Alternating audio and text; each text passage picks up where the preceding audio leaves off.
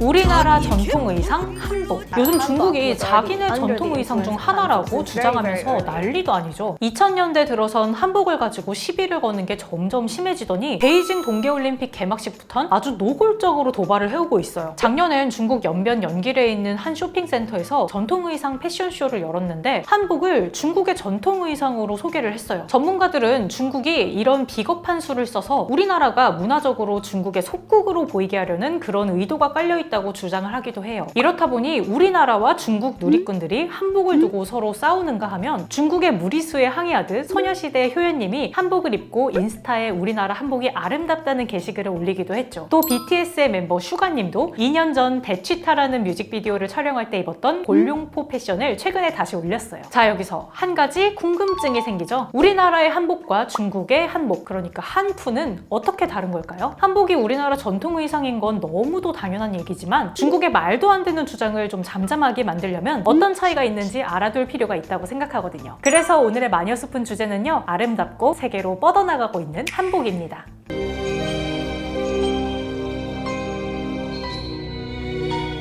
우선 한푸가 뭔지 알아볼게요. 중국의 전통 의상으론 한푸와 치파오, 이 두 가지 스타일이 대표적이에요. 이 중 한푸는 한족이 대륙을 지배하던 시기인 당나라, 송나라, 명나라 등 청나라 이전 시대의 전통 의상이고, 치파오는 만주족이 중국을 다스렸던 청나라 시대의 복장을 의미해요. 그런데 한복, 치파오, 기모노는 고유 명사인 반면에 한푸는 비교적 최근에 만들어진 신조어라고 해요. 청나라 이전 중국의 여러 시대의 전통 의상을 통틀어서 한푸라고 한다는 건데 좀 근본이 없는 용어라고 하죠. 아무튼 한푸는 어떤 시대였냐에 따라서 제각각 모습이 달라서 딱 이거다 라고 말하기는 좀 어려운데요. 당나라, 송나라, 명나라 세 시대의 의상을 우리가 흔히 아는 한푸로 볼 수 있어요. 당나라 땐 화려하고 귀족적인 느낌이 강했고, 송나라 땐 성리학이라는 학문이 널리 퍼진 시기라서 예전에 비해서는 수수한 디자인이 특징이죠. 명나라 시대의 한푸는 오늘날 한복과 좀 비슷한 구석이 있는데요. 흥미롭게도 고려의 영향을 받았다고 해요. 구체적으로는 고려양의 영향이라고 하는데요. 고려양이란 원나라를 시작으로 명나라 초까지 유행하던 고려식 풍습을 의미합니다. 그러니까 고려의 생활 양식이 널리 퍼져서 한류마냥 이곳저곳에 영향을 줬다는 거예요. 이때 명나라의 한푸는 원피스와 유사한 형태였는데 넓은 치마와 저고리의 조합을 가진 우리 한복에 영향을 받아요. 이게 지금 중국이 우기는 포인트인데 순 억지죠. 아니, 우리는 애초에 치마 저고리 조합으로 입고 있었고 자기네들은 원피스에서 형태가 바뀐 건데 우길 걸 우겨야죠.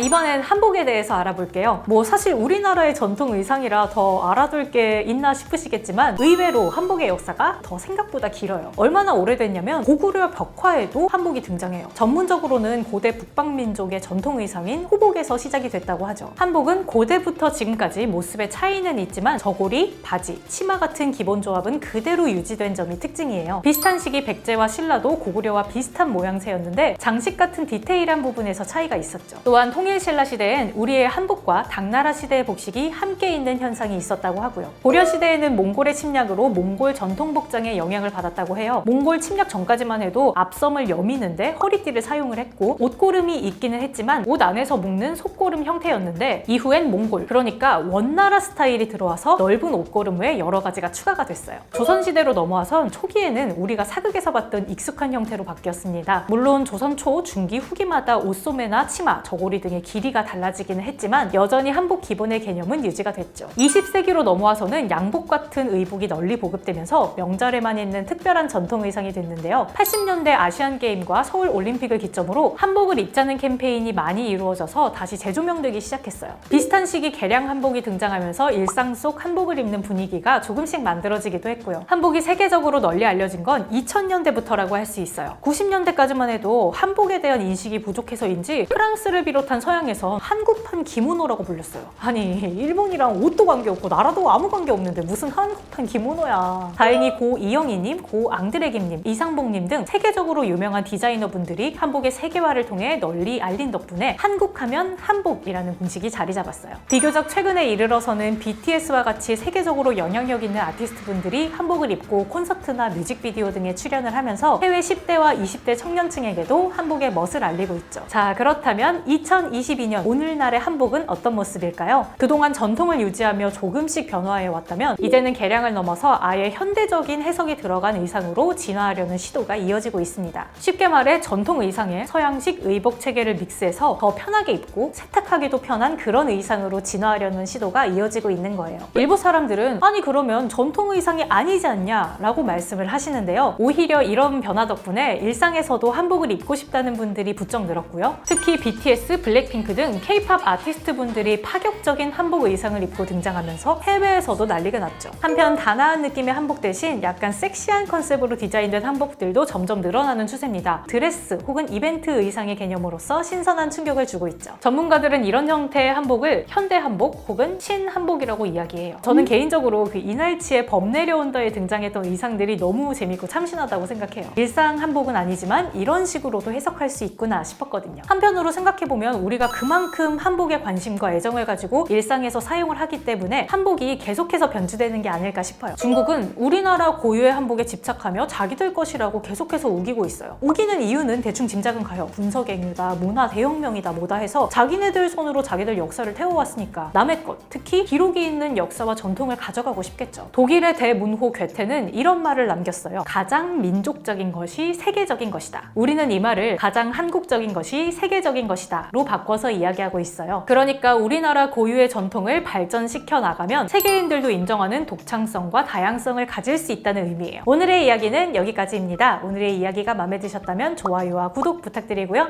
전 지금까지 마녀스푼의 마녀언니였습니다. 다음 시간에 만나요. 안녕.